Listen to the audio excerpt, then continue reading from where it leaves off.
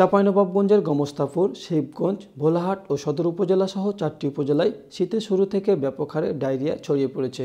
এ পর্যন্ত আক্রান্তদের সংখ্যা প্রায় 5,000। আক্রান্তদের বেশিরভাগই শিশু। প্রতিদিন বাড়ছে হাসপাতালগুলোতে ডায়রিয়া আক্রান্ত রোগীর সংখ্যা। আধুনিক সদর হাসপাতালে ডায়রিয়া ওয়ার্ডে পা ফেলার জায়গা নেই। রোগীর সংখ্যা বেশি হয় ওয়ার্ড ছাড়িয়ে রোগীদের ঠাঁই মিলেছে বারান্দায়।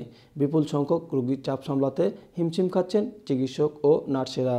আর রোগীদের অভিযোগ, ভালো চিকিৎসা না পেয়ে চলে যাচ্ছে অন্যত্র। আমার নাতিনের ডায়রিয়া 5 দিন থেকে 4 দিন হলো হসপিটালে আসা।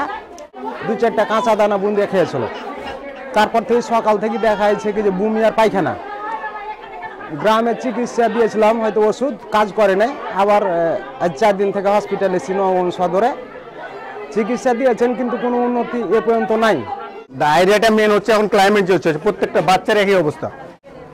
তো বাচ্চাগুলো তো ট্রিটমেন্টের অবশ্যই দরকার নাকি, সেখানে তো অবশ্যই ভালো ডাক্তার দেওয়া দরকার, ভালো দরকার। এমার্জেন্সি ভাবে ডাক্তার বাড়া 3 দিন হয়ে গেছে, আমার বাচ্চা তো সেম অবস্থা। এখন পর্যন্ত কোনো ডেভেলপমেন্ট নাই, কোনো আমার বাচ্চাটা একটু ডেভেলপমেন্ট হবে এ পর্যন্ত কোনো ডেভেলপমেন্ট নাই। মানে ডায়রিয়া হয়েছে, তো এদের কাছে এ ধরনের কোনো ট্রিটমেন্ট নাই। আমি এখানে 2 দিন যাবত আছি। আমার এখানে বাচ্চা যে ট্রিটমেন্ট এখানে বলতে কিছুই হয় নাই। আমি এখানে চিকিৎসা পাচ্ছি না, আমার বাচ্চাটা অনেক অসুস্থ হয়ে গেছে, যার কারণে আমি এখান থেকে চলে যাচ্ছি। অন্য কোথাও যদি ভালো ট্রিটমেন্ট পাই।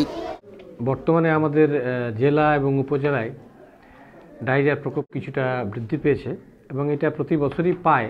তখন যখন প্রচণ্ড শীত শুরু হয় তখন কিন্তু রোটা ভাইরাস দ্বারা আক্রান্ত এইসব বাচ্চাগুলো সমস্যার মধ্যে পড়ে এবং এরা ডায়রিয়ায় আক্রান্ত হচ্ছে। প্রতিদিনই আমাদের হাসপাতালে মোটামুটি 30 থেকে 35 জন বাচ্চা এখানে আসছে, এখানে ইনডোরে ভর্তি হচ্ছে।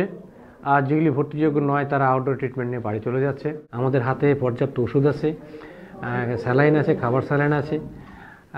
ঠিক এই মুহূর্তে বড় ধরনের কোনো সমস্যা আছে বলে আমি জানি না। চাঁপাইনবাবগঞ্জ আধুনিক সদর হাসপাতাল সহ 4টি উপজেলা স্বাস্থ্য কমপ্লেক্সে গত 2 মাসে ডায়রিয়ায় আক্রান্ত হয়ে ভর্তি হয় প্রায় 2,000। আর আউটডোরে চিকিৎসা দেওয়া হয় 3,000 জনকে। আক্রান্তদের বেশিরভাগই শিশু হওয়ায় প্রচণ্ড শীতে তাদের অবস্থা কাহিল হয়ে পড়েছে। অপরদিকে ভালো চিকিৎসা ও বেড না পাওয়ায় অনেকে চলে যাচ্ছে অন্য হাসপাতালগুলোতে।